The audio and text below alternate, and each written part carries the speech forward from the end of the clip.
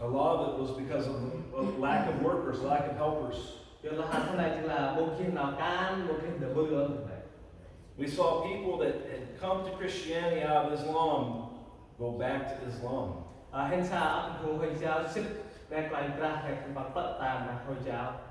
And they would try to take as many people with them as they could. It was a time of really deep discouragement.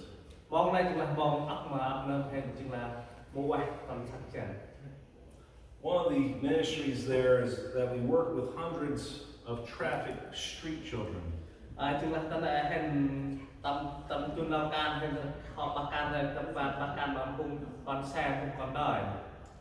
Kids as young as 5 years old are taken and sent to our city.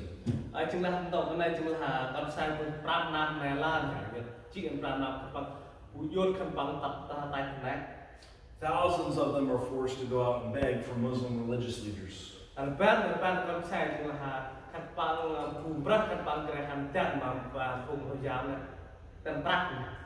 They have to bring in a certain amount of money every day or they're beaten.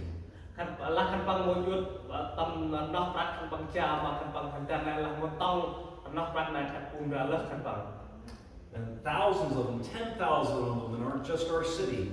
They live in abandoned houses with no doors or windows or even floors.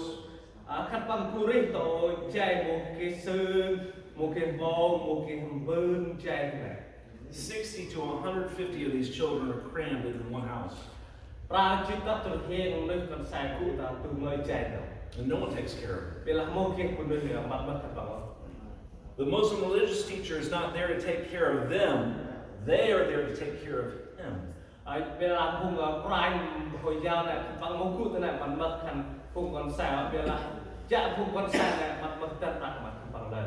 So after they're done begging all day for money for him, they go out and beg for their own food, to beg for soap to wash their own clothes at 5 years old.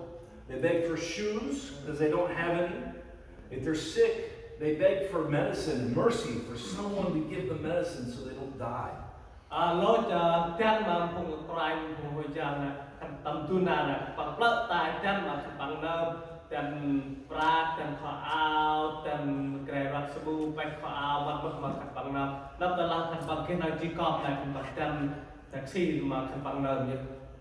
There's no parents teaching them right from wrong.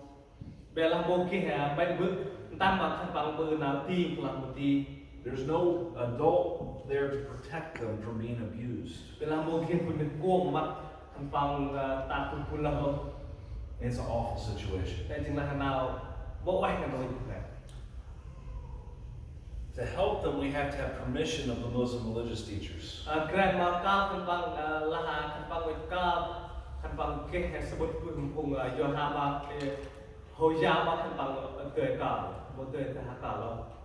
And we can help, we have permission to help about 300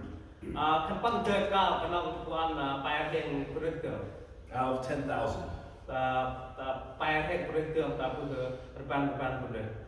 So we feed them and we treat their wounds.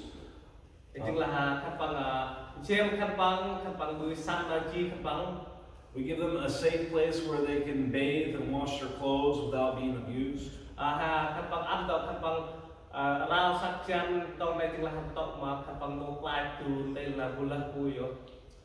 And in our center, for just a little bit, they can be kids. They know they're safe, they know they're loved.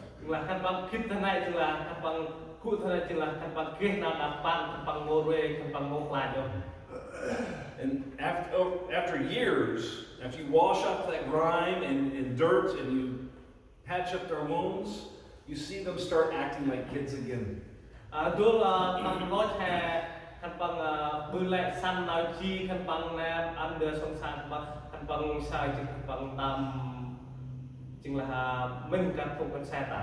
You see them smile and you see them laugh again.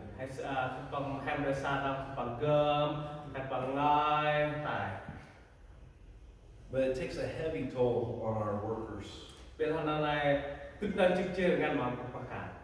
Because each day we know that we have to send them back into the abuse. Yalah kembang kita nar dengan tu loy nar kembang Brah jual kembang kuat tak kamu putrang. Some of them have stripes on their backs and scars from being beaten. Ke tam pung kon sai này ke na sốt là na bóc tam pung kai kembang. So we can put a salve on that, put medicine on that, help them get better, but then we send them back again. Nắp là kembang ke nào sốt là chi bukan kadang lah kembang anteksi adalah hatat nan dengan kembang Brah dul kembang boteman kembang. It's not legal for us to keep them. Nah boti pumuan pelawai mat kembang. It is legal for them to be trafficked like that. Yalah nai tu lah tau lut kembang nalawai kembang pumuan saya bukan.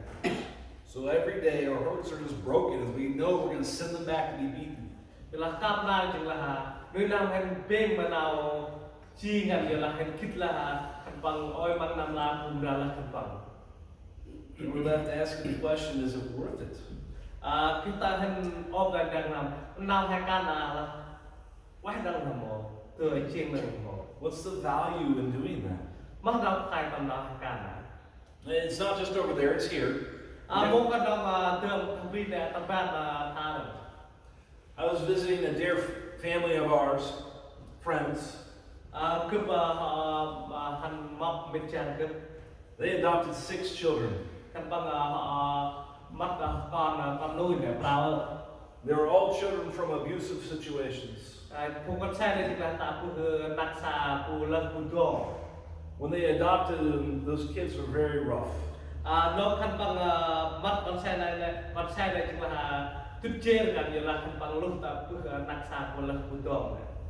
Because they came out of abuse.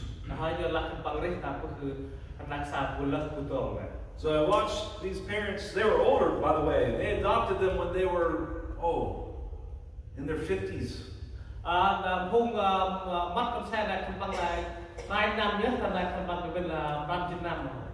They gave everything to these kids and poured everything into them.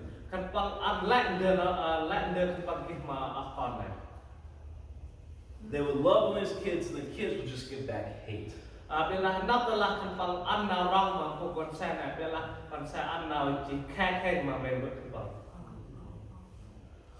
And those parents' hearts were just broken. You think, well, but the kids will turn out okay because they're taken out of abuse. And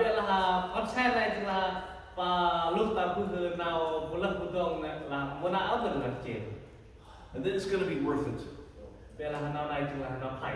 All those offering, all that sacrifice they made for those kids, it'll be worth it because those kids are going to know Jesus and they're going to be normal.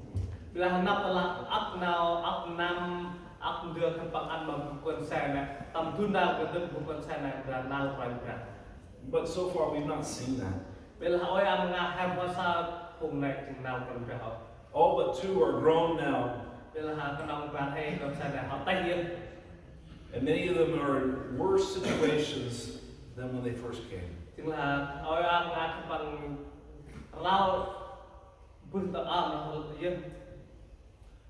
They chose to go back into abusive situations. 2 of them are living on the street. And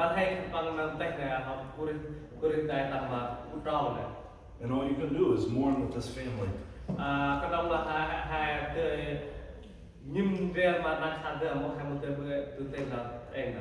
So I had a moment like this where I felt completely crushed. We were serving in Senegal. This was just a year ago.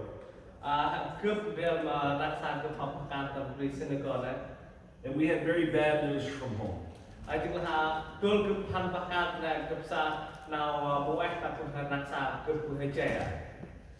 found out my mother's cancer had come back. I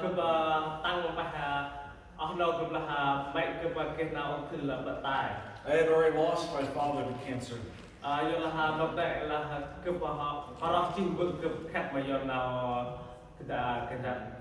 The same week I found out my little sister was dying of cancer. sau là chừng là ốc cướp này chừng là khách mà do nào chi ung thư này. And our oldest son that we sent back to America had stopped talking to us. Con cướp cái quốc này đôi hay là đôi bằng plot tại bên mi bằng hồ bên ngoài cái bộ. We made a big offering, a sacrifice of relationships to go to people who had never heard about Jesus. Giờ là hẹn chân nguyên hầm hẹn sắc chân hẹn han bước nào hẹn han về mà các con cùng họ kinh nào phải ra họ tăng nào ra thường ấy. And then we got news that one of the families, one of the missionary families, were going to have to go home. Chính là hẹn tăng nào phù lạc chính là tầm vùng trong bước này tôi đang xem ra lợi sinh. They had medical issues and they couldn't stay. Giờ là các bạn kia nào chi tầm sắc chân các bạn ngồi tới cũng này không bắt cả tại không. I had spent 5 years recruiting and training them and teaching them the language, and they were just about to start ministry.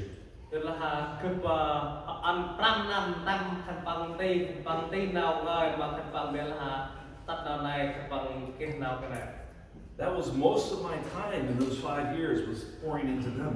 Tầm 5 năm này ăn mong na các bạn cái tâm đi các bạn. And now it seemed like everything was for nothing. Bây giờ họ chừng là nào tâm đi chừng là rót tôm chạm nhé. And I was broken. Là cướp chừng là ngon cái nào này. And I cried out, God, what good is this? Cướp ốp chừng là cướp nghiêm là